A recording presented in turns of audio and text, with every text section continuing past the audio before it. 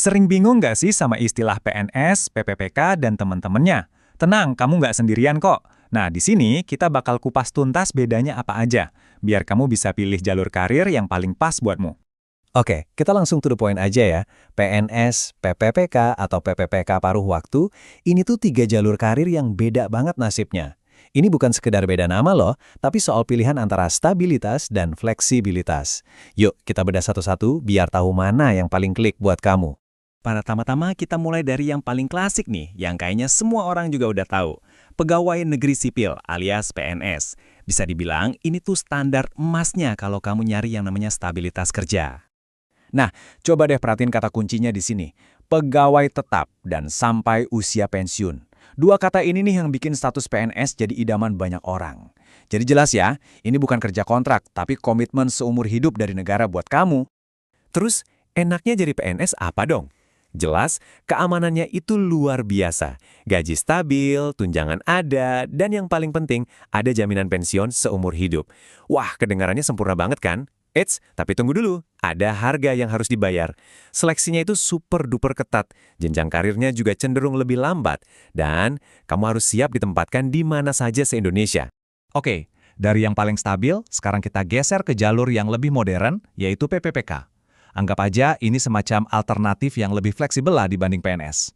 Nah, di sini nih, letak beda utamanya perjanjian kerja untuk jangka waktu tertentu. Jadi, meskipun statusnya sama-sama ASN resmi, tapi sifatnya nggak permanen. Ini sistemnya murni berbasis kontrak. Kontraknya itu biasanya berlaku antara 1 sampai 5 tahun. Tapi, yang menarik, kontrak ini bisa banget diperpanjang loh. Tentunya tergantung kebutuhan instansi dan ya jelas performa kerja kamu juga. Kelebihannya apa? Kamu tetap dapat status ASN dan gajinya juga sebanding loh sama PNS. Makanya ini jadi jalur yang oke banget buat para profesional yang udah punya jam terbang. Tapi kekurangannya ini fundamental banget. Nggak ada jaminan pensiun. Dan ya itu tadi, kepastian kerjamu sangat bergantung sama perpanjangan kontrak. Oke, yang terakhir, ada kategori yang paling spesifik nih, PPPK paruh waktu. Nah ini penting banget buat dicatat ya, ini tuh bukan jalur karir pada umumnya, tapi lebih ke sebuah solusi kebijakan. Jadi tujuannya apa sih? Fokus utamanya itu untuk ngasih status resmi ke teman-teman tenaga honorer yang sudah lama banget mengabdi. Makanya jam kerjanya terbatas dan perannya itu lebih sebagai jembatan transisi dalam proses penataan ulang birokrasi. Kalau dibandingin sama status honorer, ya jelas ini sebuah kemajuan karena setidaknya ada legalitasnya. Tapi kalau kita lihat sebagai jalur karir, minusnya lumayan signifikan. Penghasilannya terbatas banget karena dihitung per jam, dan kepastian buat masa depannya, jujur aja, masih sangat rendah. Oke, kita udah lihat kan 3 jalur yang beda-beda.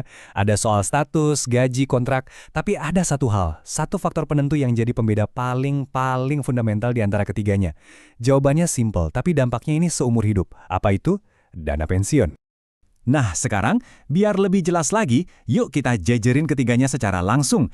Ini dia perbandingan head-to-head-nya, biar semuanya kelihatan gamblang. Coba deh, langsung fokus ke baris pensiun.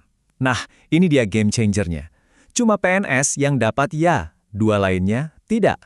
Ini tuh trade-off paling mendasar. Jadi PNS, kamu menukar fleksibilitas dengan jaminan di hari tua. Sebaliknya, PPPK ngasih gaji yang oke, tapi risikonya yaitu tanpa jaring pengaman pensiun. Jadi ini benar-benar pilihan yang sangat personal. Nah, setelah lihat semua perbandingan ini, pertanyaannya sekarang kembali ke kamu. Informasi ini kan bukan cuma data kering ya, tapi ibaratnya peta buat kamu mengambil keputusan karir yang besar. Jadi, kesimpulannya gimana? Gini deh, kalau kamu tipe orang yang memprioritaskan stabilitas di atas segalanya, udah, PNS jawabannya. Tapi kalau kamu seorang profesional yang butuh fleksibilitas, tapi dengan gaji yang kompetitif, PPPK itu pilihan yang sangat logis. Nah, kalau PPPK paruh waktu, ini jalur yang sangat spesifik ya, terutama untuk formalisasi status tenaga honorer. Pada akhirnya, nggak ada jawaban yang 100% benar atau salah buat semua orang. Semuanya balik lagi ke tujuan pribadi dan profesional kamu masing-masing. Jadi, setelah dengerin semua ini, coba deh renungkan baik-baik. Jalur mana yang paling pas untuk membangun masa depan yang kamu impikan?